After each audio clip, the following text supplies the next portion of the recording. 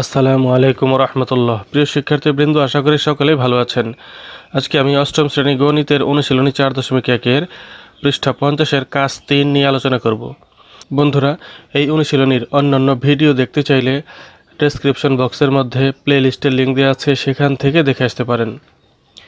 প্রশ্ন 3, a + b = 7 এবং ab = 9 হলে a² + b² এর মান নির্ণয় করো। সমাধান লেখার পর লিখব দেওয়া আছে a + b এর মান 7, ab = 9, এটির মান দেওয়া আছে, আমরা লিখে নিলাম। সুতরাং প্রদত্ত রাশি লিখে এই যেটি রয়েছে a² + b² লিখলাম, a² + b² লিখলাম। এখন এটার পর এটা কিভাবে হলো সেটা দেখি। দুটি অনুসিদ্ধান্ত রয়েছে একই রকম, প্রশ্ন একই রকম, উত্তর ভিন্ন। প্রশ্ন একই রকম, উত্তর ভিন্ন। a² + b², a² + b², প্রশ্ন কিন্তু একই রকম, কিন্তু উত্তর ভিন্ন। অর্থাৎ a + b² - 2ab, a - b² + 2ab, অর্থাৎ প্রশ্ন একই রকম, উত্তর ভিন্ন। একই রকম প্রশ্ন, উত্তর ভিন্ন। এখানে আমরা কোন অনুসিদ্ধান্তটি নিয়েছি এই যেখানে দেখি, এই যে প্লাসেরটা নিয়েছি, ভিতরে যেটা প্লাস এটা নিয়েছি, এই যেটা নিয়েছি। এটা নিলাম কেন সেটা দেখব এখন।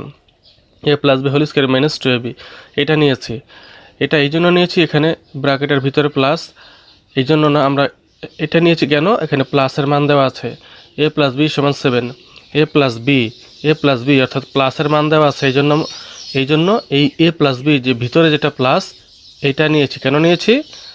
মান দেওয়া আছে প্লাসের, a + b = 7, প্লাসের মান দেওয়া থাকলে এই যে এইটা নিতে হয়, আর যদি মাইনাসের মান দেওয়া থাকে তাহলে এটা নিতে হয়।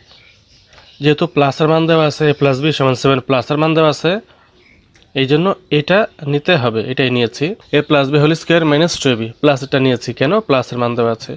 তারপর a + b এর মান তো 7, এই 7 লিখে দিলাম, স্কোয়ারের স্কোয়ার, মাইনাসের মাইনাস, 2ab গুণ অবস্থা রয়েছে, 2 এখানে থাকবে, গুণ দিয়ে ab এর মান হচ্ছে 9, ab এর মান 9 লিখে দিলাম।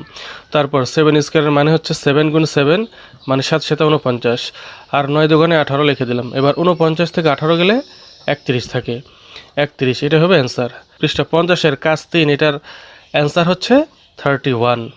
বন্ধুরা, এই ভিডিওটি ভালো লেগে থাকলে একটি লাইক দিন এবং কমেন্ট বক্সে জানিয়ে দিন, আর পরবর্তী ভিডিও সবার আগে পাওয়ার জন্য চ্যানেলটি সাবস্ক্রাইব করে বেল আইকনটি অন করে দিন।